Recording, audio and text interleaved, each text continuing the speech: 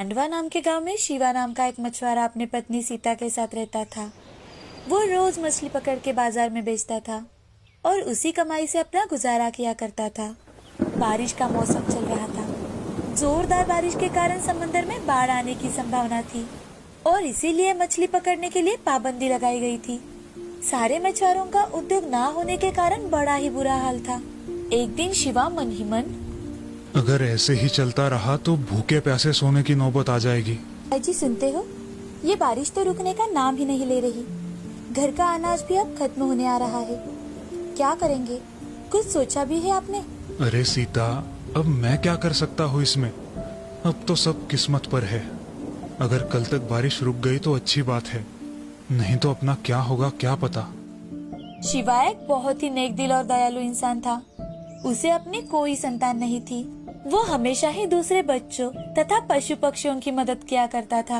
इस बारिश में भी उसने अपने घर के आंगन में जानवरों को इस तूफान से बचाने के लिए व्यवस्था की थी, जहाँ गाय, भैंस, कुत्ते एक साथ ही आकर रुकते थे। उसके खुद के खाने के लाले पड़े हुए थे, लेकिन फिर भी वो अपने खाने में से कुछ हिस्सा उन जानवरों को देता था। एक दिन ऐसे ही शिवा खाना लेकर बारिश में उन जानवरों के पास जाने लगता है कि तभी उसकी पत्नी सीता उसके पीछे चिल्लाते हुए कहती है, अरे बस भी करो, यहाँ हम दोनों को खाने के लिए कुछ नहीं बचा और तुम इनको दे रहे हो। आपका क्या मुझे भूखे मारने का इरादा है? अरे सीता, मेरे हिस्से का तुम खा लेना। वैसे भी मुझे ज्यादा भूख नहीं है आज। ऐसा कहकर वो जानवरों को खाना देने जाता है और खाना देकर घर के अंदर आता है। घर के अंदर आकर सोचते सोचते ही सो जाता है। दिन बीत रहे थे। कुछ ही दिनों में उसका सारा राशन खत्म हो जाता है। तो वो जानवरों के पास आकर बैठता है और उनसे बातें करने लगता है। बातें करते करते शिवा, मुझे माफ करना दोस्तों, आज मेरे पास तुम्हें देने के लिए कुछ नहीं है। शिवा आज बहुत दुखी था। वो वहीं पर सोचते सोचते एक कोने में सो जाता है। दूसरे दिन सुबह उसकी आंखों पर सुनहरी धूप गिरती है और उसी धूप के कारण उसकी आंख खुलती है। वो आंखें खोलकर देखता है तो बारिश रुकी हुई थी और सारे जानवर वहां से जा चुके थे। तभी घर के दरवाजे से आवाज लगाते हुए सीता, अजी सुनते हो, देखो तो बारिश रुक गई है। अब मछलियां पकड़ने जाने का इरादा है भी या नहीं? अरे सीता रुको जरा, जा ही रहा हूँ।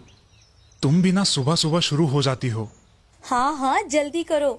शिवा और सीता की बातचीत चल ही रही थी कि तभी शिवा का दोस्त श्याम उससे, अरे ओ शिवा भाई, क्या तुमने सुना नहीं? समंदर में लगी पाबंदी हटा दी गई है, अब चलो जल्दी। अरे हाँ भाई आया, रुको जरा, अंदर से टोकरी लेकर आता हूँ। अरे क्या शिवा, तुम भी, तुम्हारे बाजू में ही तो टोकरी पड़ी है, वो ले लो और चलो जल्दी।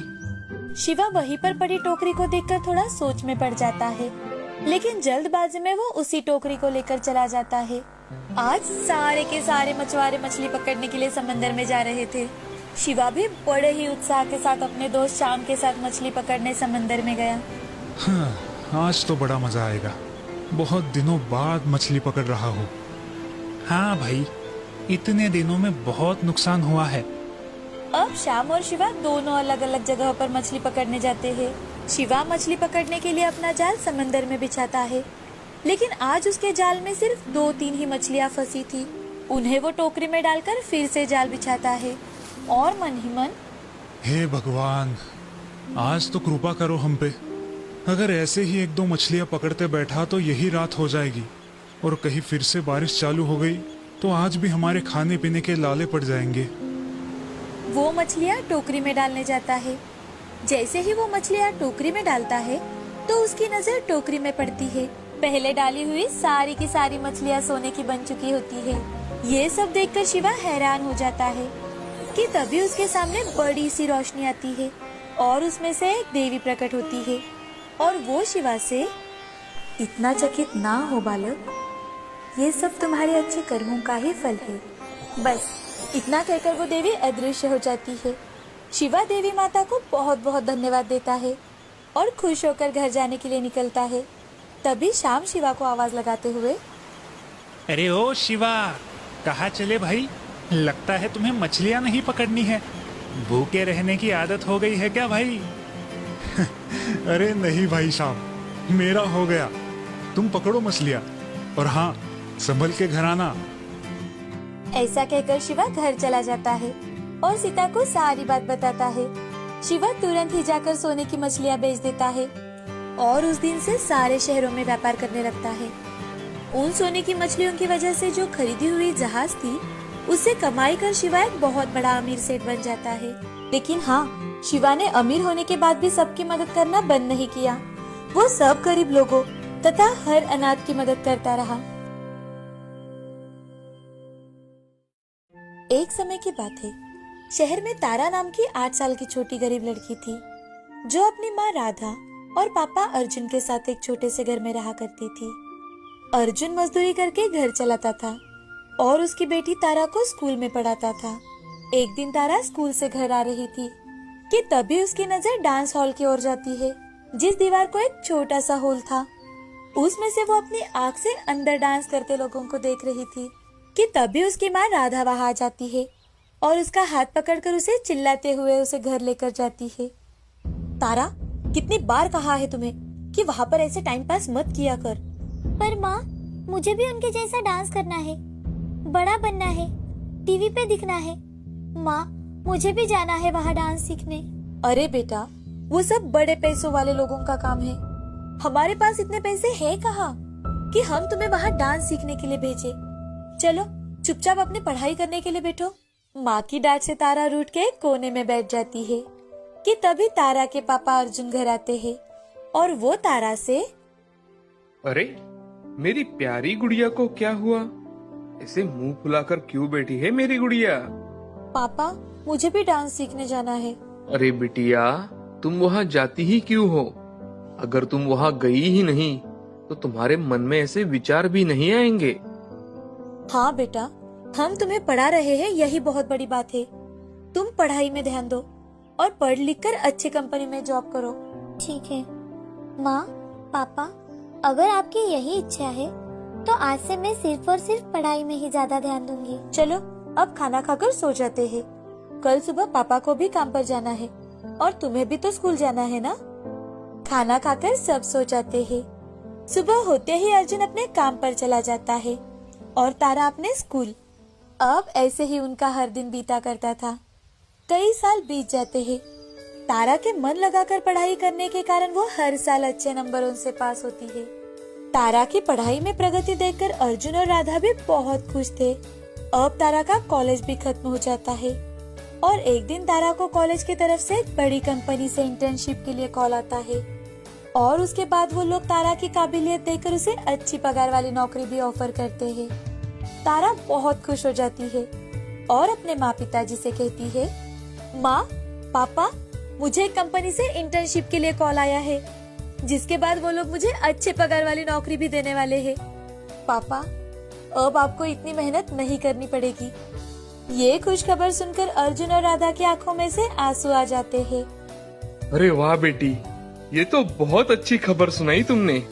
देखा राधा, मेरी छोटी सी गुड़िया अब कितनी बड़ी हो गई है। अर्जुन और राधा तारा को गले लगा लेते हैं और राधा भगवान के सामने दिया लगाने जाती है। लेकिन पापा। हाँ बेटा, बोलो, क्या हुआ है? पापा, वो इतनी अच्छी कंपनी में इंटरव्यू के लिए जाने के लिए मेरे पास एक भी अच्छी ड्रेस नहीं है। बिटिया, तुम उसकी फिक्र मत करो। शाम को घर आते समय तुम्हारे लिए एक अच्छी सी ड्रेस लेकर आऊंगा मैं। काम पर जाते ही अर्जुन अपने मालिक के पास जाता है और उनसे, मालिक, वो दरअसल। हाँ अर्जुन, बोलो, क्या कहना चाहते हो? मालिक, क्या मुझे कुछ पैसे उधार मिलेंगे? मुझे अपनी बेटी के लिए ड्रेस लाना था। ठीक है, पर पैसे समय पर जरूर लौटा देना। जी मालिक, धन्यवाद मालिक। अर्जुन अपना सारा काम पूरा कर घर आते वक्त तारा के लिए एक अच्छी ड्रेस लेकर आता है। दूसरे दिन सुबह तारा माँ पिताजी का आशीर्वाद लेकर इंटरव्यू के लिए निकलती है। जैसे ही वो रास्ते से जा रही थी, तभी उसकी नजर फिर से उसी डांस क्लास की तरफ जाती है और उनकी आवाज सुनकर वो फिर से हर रोज की तरह उस छोटे से हॉल से झांककर देखती है कि आज वहाँ पर इतना ज्यादा शोर क्यों है।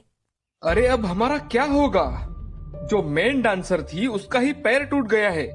अब शो कैसे होगा हमारा? आज के आज हम कैसे अरेंज करेंगे ये सब? तभी तारा धीरे से दरवाजे के पास जाकर खड़ी होती है। क्या मैं आपकी कुछ मदद कर सकती हूँ? तारा की बात सुनकर वो सारे लोग उस पर हंसने लगते हैं कि ये गरीब लड़की उनकी क्या मदद करेगी। कौन हो तुम और तुम क्या मदद करोगी हमारी? सर, आप मुझे एक चांस तो देकर देखिए। अच्छा ठीक है, तुम्हें दिया चांस, अब दिखाओ हमें डांस करके। जब तारा उसका डांस स्टार्ट करती है तो वहाँ के सभी लोग आश्चर्यचकित हो जाते हैं और वो डांस टीचर तारा से, अरे तुमने ये कहाँ से सीखा? ये तो हमारी कोरियोग्राफी है। जी सर, माफ करना, पर मैं रोज आपका डांस देखा करती थी और घर जाकर प्रैक्टिस किया करती थी। मुझे बचपन से ही आपके यहाँ डांस सीखना था, लेकिन हमारे गरीब हालात की वजह से मैं कभी अंदर नहीं आ पाई। तुमने तो हमारी सारी चिंता एक झटके में दूर कर दी। क्या तुम आज के शो में हमारे ग्रुप में परफॉर्म करना चाहोगी? जी सर। अब तारा की खुशी का कोई ठिकाना नहीं था। तभी उसका फोन बजता है। हेलो हेलो मिस तारा, मैं कंपनी से बात कर रही हूँ। आज तुम इंटरव्यू के लिए आ रही हो या नहीं? जी मैम। ऐसा कह के तारा फोन रख देती है और सोच में पड़ जाती है। एक तरफ उसका बचपन का सपना सच हो रहा था और एक तरफ उसके माँ पिताजी का सपना। उनकी मेहनत थी जिससे उन्होंने तारा को इस मकान पर लाया था। लेकिन उस समय तारा अपने पैशन को चुनती है और अपने घर पर बिना बताए ही डांस क्लास वाले लोगों के साथ शो में परफॉर्म करने के लिए निकल जाती है। तारा की वजह से उनका पूरा ग्रुप वो शो में जीत जाता है और हर जगह सिर्फ तारा के डांस के ही चर्चे होने लगते हैं। सब होने के बाद शाम को तारा घर आती है। अजी सुनते हो, अपनी तारा आ गई, देखो तो। अरे बेटा, आ गई तुम? आओ आओ बैठो और बताओ कैसा गया तुम्हारा इंटरव्यू? तुम्हारा सिलेक्शन हुआ या नहीं? पापा, वो दरअसल तारा को कुछ भी समझ में नहीं आ रहा था कि वो अपने माँ पिताजी से कैसे सच कहे। वो उन्हें दुखी नहीं करना चाहती थी, पर वो उनसे झूठ भी नहीं बोलना चाहती थी। इसीलिए तारा ने उन्हें सारी बात बता दी। अरे तारा, तुमने ये क्या कर दिया? कितने दिनों बाद घर में खुशी आई थी। अरे ये सब करने से पहले एक बार अपने पापा के बारे में तो सोच लेती। अर्जुन बहुत दुखी हो जाता है और वो वहाँ से उठकर बाहर चला जाता है। जैसे ही अर्जुन बाहर निकलता है तो गांव के 2-3 लोग उससे मिलते हैं और वो अर्जुन से, अरे अर्जुन भाई, क्या बात है, तुम्हारी तारा तो टीवी पे आ गई। ये सब कैसे हुआ? पर कुछ भी कहो अर्जुन, क्या डांस किया है तुम्हारी बेटी ने, वाह, मानना पड़ेगा भाई। हाँ हाँ अर्जुन भाई, तुम्हारी तारा ने तो अपनी बस्ती का नाम रोशन कर दिया। ये सब सुनकर अर्जुन भागते हुए घर आता है और राधा को सारी हकीकत बताता है। दोनों खुशी से तारा को गले लगा लेते हैं। ऐसे ही धीरे धीरे तारा के घर के बाहर भीड़ इकट्ठा होने लगती है। और फिर क्या था, उसे हमेशा ही बहुत सारे शोज से डांस के लिए ऑफर आने लगते हैं। ऐसे ही करते करते तारा बहुत फेमस डांसर हो जाती है।